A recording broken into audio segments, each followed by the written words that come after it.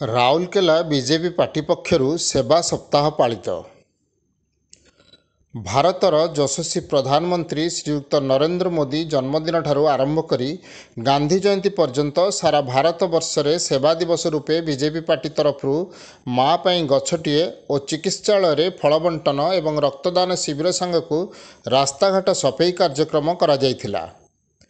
ଏହି ପରିପ୍ରେକ୍ଷୀରେ Rourkela ESI model ଚିକିତ୍ସାଳୟରେ ବିଜେପିର ଯୁବନେତା ସୂର୍ଯ୍ୟକାନ୍ତ ମହାନ୍ତିଙ୍କ ନେତୃତ୍ୱରେ ରୋଗୀମାନଙ୍କୁ ଫଳ ବଣ୍ଟନ କରାଯାଇଥିଲା। ଏହି କାର୍ଯ୍ୟକ୍ରମରେ ରଘୁନାଥପାଲି ବିଧାୟକ ଶ୍ରୀଯୁକ୍ତ ଦୁର୍ଗାଚରଣ ତନ୍ତୀ, ବୀରମିତ୍ରପୁରର ପୂର୍ବତନ ବିଧାୟକ ଶଙ୍କର ଓରାମ, ପୂର୍ବତନ ବିଜେପି ସଭାନେତ୍ରୀ ଲତିକା ପଟ୍ଟନାୟକ, କଳ୍ପନା ଲେଙ୍କା, ବ୍ଲକ ସଭାପତି ଅନିଲ ମହାନନ୍ଦିଆ, ନିରୁପମା ବଳିଆର ସିଂ, ସନ୍ଧ୍ୟା ପରିଡ଼ା, ପ୍ରତିଭା ମଲ୍ଲିକ, ଅଜୟ ମିଶ୍ର, କନକଲତା ଦାସ, ବିଜୟ ଖୁଣ୍ଟିଆ, ନିରଞ୍ଜନ ସାହୁଙ୍କ ସହିତ ଅନେକ ବିଜେପି କର୍ମୀମାନେ ରହି ରୋଗୀମାନଙ୍କର ସୁଖ ଦୁଃଖ ପଚାରି ବୁଝିଥିଲେ। ସପ୍ତାହ ଆଜି ଶେଷ ହେଉଛି, ଆପଣମାନେ କ'ଣ କ'ଣ ପ୍ରୋଗ୍ରାମ ରଖିଛନ୍ତି? ଆଜି ସେବା ପଖଳା 15 ଦିନ ସେବା ଚାଲିଥିଲା, ତାର ଆଜି ଶେଷ ଦିନ, ଗାନ୍ଧୀ ଜୟନ୍ତୀ ଦିନ। ଏହି ଅବସରରେ ଆମେ ଇଏସ୍ଆଇ ହସ୍ପିଟାଲରେ ରୋଗୀମାନଙ୍କୁ ଫଳ ବାଣ୍ଟିବା ପାଇଁ ଆସିଥିଲୁ। ଆଜି ଏହି ଫଳ ବାଣ୍ଟି ବର୍ତ୍ତମାନ ଆମେ କାମ ସାରିଲୁଣି। ପୁଣି ଏହାପରେ ଅନ୍ୟାନ୍ୟ କିଛି କାର୍ଯ୍ୟକ୍ରମ ରହିଛି, ଦିନ ତମାମ କାର୍ଯ୍ୟକ୍ରମ ଅଛି, କିନ୍ତୁ ମୁଖ୍ୟ କାମ ଥିଲା ଯେ ରୋଗୀମାନଙ୍କ ସହିତ ଭେଟିବା ଏବଂ ତାଙ୍କର ଦୁଃଖ ସୁଖ ବୁଝିବା ଆଉ ତାଙ୍କର ଫଳ ବାଣ୍ଟିବା ଥିଲା ଏଇଠି। ଆପଣ ପରିଚୟ? ମୁଁ ଅନିଲ କୁମାର ମହାନନ୍ଦିଆ, ବିଜେପି ସିଭିଲ ଡନସିପ୍ ମଣ୍ଡଳର ଅଧ୍ୟକ୍ଷ ଅଛି।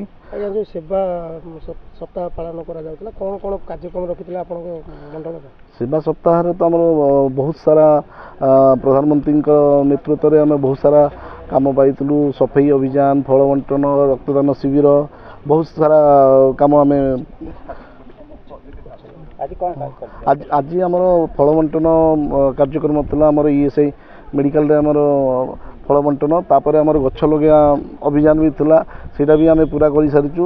ଆଜି ଗାନ୍ଧୀ ଜୟନ୍ତୀ ପ୍ଲସ୍ ନେହେରୁ ଜୟନ୍ତୀ, ଆଜି ବିଜୟ ଦଶମୀ ଉପଲକ୍ଷେ ମାନେ ଆଜି ମୋଦିଙ୍କ ନେତୃତ୍ୱରେ ଆମେ ମାନେ ବହୁତ ଭଲ ଭଲ କାମ ସବୁ କରିବାକୁ ଯାଉଛୁ। ନିରୁପମା ବଳିଆର ସିଂ, ସିଭିଲ ଡନସିପ୍ ମହିଳା ମୋର୍ଚ୍ଚା ସଭାପତି। ଆଜି କ'ଣ କାର୍ଯ୍ୟକ୍ରମ ରଖିଛନ୍ତି ଗାନ୍ଧୀ ଜୟନ୍ତୀରେ? ଦେଖନ୍ତୁ, ଆଜି ହେଲା ଗାନ୍ଧୀ ଜୟନ୍ତୀ। ଆଜି ମା ଦୁର୍ଗାଙ୍କର ଆବିର୍ଭାବ ଦଶହରା ବି ଆଜି ବହୁତ ଭଲ ଦିନ। ଆଜି ଆମେ ମାନେ ଆମର ସେବାର ଆଜି ଲାଷ୍ଟ ଦିନ କହିବାକୁ ଗଲେ। ଦୀର୍ଘ 75 ବର୍ଷ ଯେତେବେଳେ ଆମର ନରେନ୍ଦ୍ର ମୋଦି ହେଲା, ଯଶସ୍ୱୀ ପ୍ରଧାନମନ୍ତ୍ରୀ ନରେନ୍ଦ୍ର ମୋଦି, ତାଙ୍କର ଆମେ ସେବା ସପ୍ତାହ ମାନେ 15 ଦିନ କାଳ ଆମେ ପାଳନ କଲୁ। ଆଜି ଏସ୍ଆଇ ମେଡ଼ିକାଲରେ ଆମେ ଫଳ ବଣ୍ଟନର କାର୍ଯ୍ୟକ୍ରମ ରଖିଥିଲୁ। ଫଳ ବଣ୍ଟନ କାର୍ଯ୍ୟକ୍ରମ ମଧ୍ୟ ହେଇଛି। ମାଟିଏ ନାମରେ ଗଛଟିଏ ମଧ୍ୟ ରୋପଣ କରାଯାଇଛି। ବହୁତ କିଛି କାର୍ଯ୍ୟକ୍ରମ ଆମର କରାଯାଇଛି ବିଜେପି ତରଫରୁ। କିନ୍ତୁ ଆଜି ଆମେ ଯେଉଁ ଶେଷ ସପ୍ତାହ, ଆମେ ସେବାର ଶେଷ ସପ୍ତାହ ଆଜି ଆମେ ପାଳନ କରୁଛୁ, ବଡ଼ ଧୁମଧାମରେ ଆଜି ପାଳନ କରୁଛୁ।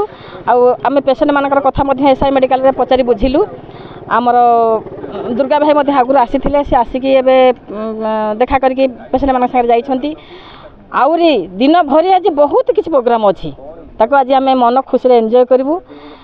ପ୍ରଭୁ ଜଗନ୍ନାଥଙ୍କ ପାଖରେ ଏବଂ ମା ଦୁର୍ଗାଙ୍କ ପାଖରେ ଆମେ ଏତିକି ପ୍ରାର୍ଥନା କରୁଛୁ, ଆମ ଓଡ଼ିଶାର ଅଗଣିତ ଭାଇ ଭଉଣୀମାନଙ୍କୁ ସେ ସଦାସର୍ବଦା ଘଣ୍ଟ ଘୋଡ଼ି ରଖିଥାନ୍ତୁ, ସମସ୍ତଙ୍କ ମୁହଁରେ ହସ ଦିଅନ୍ତୁ।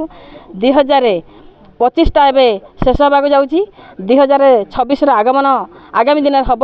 ତେଣୁ ଆମେ ଭଗବାନଙ୍କ ପାଖରେ ପ୍ରାର୍ଥନା କରୁଛୁ, ମା ଦୁର୍ଗାଙ୍କୁ ପ୍ରାର୍ଥନା କରୁଛୁ, ସଦାସର୍ବଦା ସମସ୍ତଙ୍କ ମୁହଁରେ ହସ ଦିଅନ୍ତୁ। ରାଉରକେଲାରୁ ଲବକିଶୋର ନାୟକଙ୍କ ରିପୋର୍ଟ, ନାଗରାଜ ନ୍ୟୁଜ୍।